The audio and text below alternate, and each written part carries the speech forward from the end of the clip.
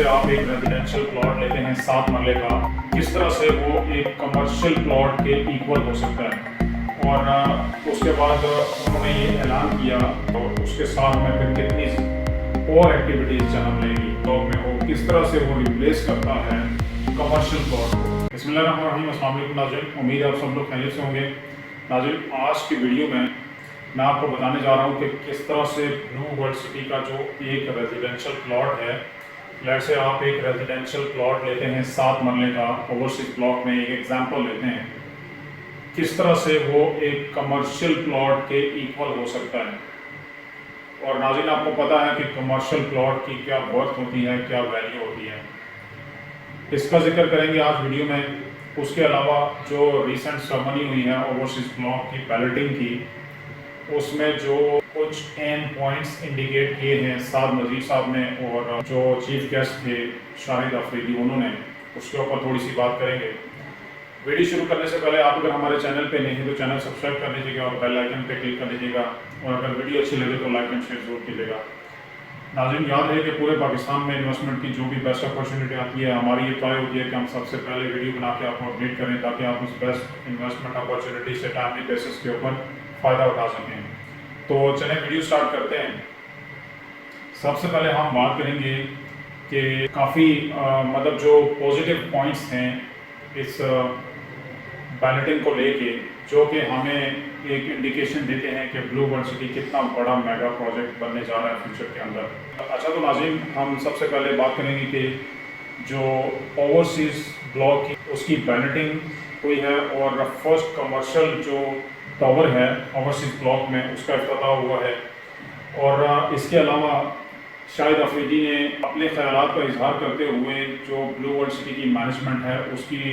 जो अभी तक की बेस्ट परफॉर्मेंस है उसको अप्रिशिएट किया और उन्हें मुबारकबाद दी। और उसके अलावा साद नज़ीर साहब जो कि चेयरमैन हैं ब्लू वर्ल्ड सिटी के, उन्होंने अपने ख्यालात का इजहार करते हुए बताया कि लोग अब इस चीज़ को एक विजिटिंग प्लेस यानी सैर व तफरी की गर्ज से देखेंगे इंशाल्लाह, और फ्यूचर में लोग यहाँ पे एक जैसे नारायण कागान जाते हैं और दूसरी अच्छी अच्छी जगहों में लोग मतलब अच्छी मार्केट्स को विज़िट करने जाते हैं और वहाँ की चीज़ें मशहूर होती हैं। जैसा कि आपको मालूम है कि यहाँ पे चाइना की एक होलसेल मार्केट बनने जा रही है, तो ऑब्वियसली जहाँ पे होलसेल मार्केट होगी वहाँ पे कमर्शियल एक्टिविटी, रिटेल की एक्टिविटी भी काफ़ी होगी। इसके अलावा मैं अपनी मुतअद्दिद वीडियोस के अंदर ये जिक्र कर चुका हूँ कि यहाँ पे क्या क्या चीज़ें लाने जा रहे हैं और उनके ऊपर किस तरह से काम शुरू हुआ है। तो इसमें सबसे जो एक अट्रैक्टिव और पॉजिटिव पॉइंट है वो ये है कि शायद अफरीदी को 4 कनाल का प्लॉट जो है वो फ्री ऑफ कॉस्ट गिफ्ट किया है साद नज़ीर साहब ने, ब्लू वर्ल्ड सिटी की मैनेजमेंट ने। और उसके बाद उन्होंने ये ऐलान किया कि वहाँ पे क्रिकेट स्टेडियम बनाएंगे और क्रिकेट अकेडमी बनाएंगे जो कि शायद अफरीदी की ज़ेर निगरानी चलेगी। तो नाज़रीन, यहाँ पे हम लोग ये चीज़ जो ब्लू वर्ल्ड सिटी के इन्वेस्टर्स और एंड यूज़र्स हैं वो इस चीज़ का अंदाज़ा काफ़ी अच्छे तरीके से लगा सकते हैं कि अगर वहाँ पे इस तरह से क्रिकेट की एक्टिविटी होगी तो उसकी कितनी इम्पोर्टेंस होने जा रही है और उसके साथ में फिर कितनी और एक्टिविटीज़ जन्म लेंगी। तो अब हम आते हैं कि किस तरह से जो रेजिडेंशियल प्लॉट है ब्लू वर्ल्ड सिटी का, चाहे वो जनरल ब्लॉक में हो या ओवरसीज ब्लॉक में हो, किस तरह से वो रिप्लेस करता है कमर्शियल प्लॉट को। वो इस तरह से रिप्लेस करता है कि लेट से जिन लोगों ने अगर ओवरसीज ब्लॉक में 7 मरले का प्लॉट 13,50,000 में लिया हुआ है, तो 13,50,000 जो वैल्यू है प्लॉट की, वो एक ऐसी जगह में जहाँ पे आपको दुनिया की हर फैसिलिटी मिलेगी। वहाँ पे क्रिकेट ग्राउंड है, क्रिकेट स्टेडियम है, क्रिकेट एकेडमी है, उसके बाद चाइना की होलसेल मार्केट है, दुनिया का बेहतरीन थीम पार्क है, उसके बाद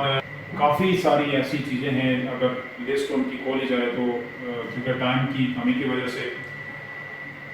मैं सारी चीज़ें यहाँ पे इस वीडियो में एक्सप्लेन नहीं कर सकता। तो ऐसी जगह में, क्योंकि ये चीज़ें अभी अवेलेबल नहीं है, लेकिन ये चीज़ें अवेलेबल हो जाएंगी जिस तरह से ब्लू वर्ल्ड सिटी दिन और रात इस चीज़ की स्ट्रगल में लगी हुई है कि वो अपने डेवलपमेंट का काम जो है वो कर रही है। تو جب یہ چیزیں تھوڑے عرصے میں آہستہ آہستہ اپنے آخری مراحل میں ڈلنا شروع ہو جائیں گی تو آپ کا جو ریزیڈینشل پلاٹ ہے اس کی جو ویلیو ہے وہ کمرشل پلاٹ تک جا پہنچے گی، کیونکہ جس طرح سے ابھی کے حالات جا رہے ہیں اس سے میرا یہ خیال ہے کہ اس میں اتنی پازیٹیوٹی آئے گی کہ